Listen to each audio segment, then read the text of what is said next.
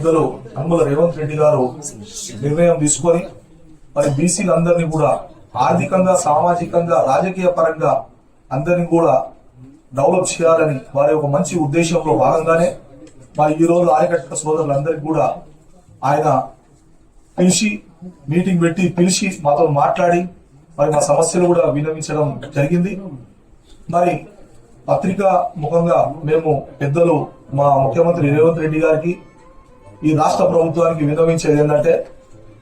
గతంలో ఏవైతే మండీలు హైదరాబాద్ లో మండీలు బంద్ అయినాయో రాష్ట్ర వ్యాప్తంగా ఉన్న మండీలన్నీ కూడా ఆర్యకట్ట సోదరులకు అప్పచెప్పాల్సిందిగా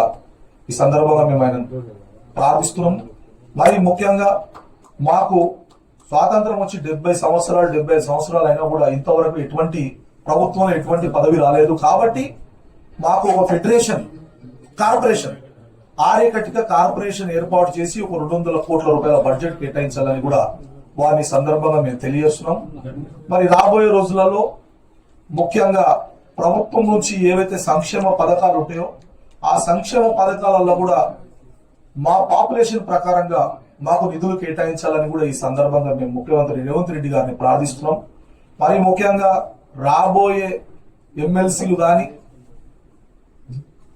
లోకల్ బాడీ ఎలక్షన్స్ కానీ అన్నిట్లో కూడా మా ఆర్యకట్టికలకు అవకాశం ఇవ్వాలని, ముఖ్యంగా మాకు కూడా ఒక ఎమ్మెల్సీ స్థానం ఇవ్వాలని రాబోయే 10వ తారీఖు రోజున మేము మీటింగ్ ఏర్పాటు చేసుకొని ఆ మీటింగ్ లో మేము ఒక రిజల్యూషన్ లాంటిది తీసుకొని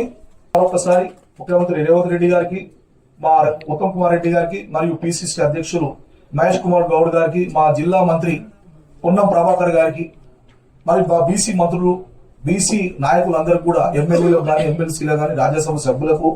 అందరూ కూడా మా హృదయపూర్వక ధన్యవాదాలు తెలియజేస్తూ ముగిస్తున్నాం.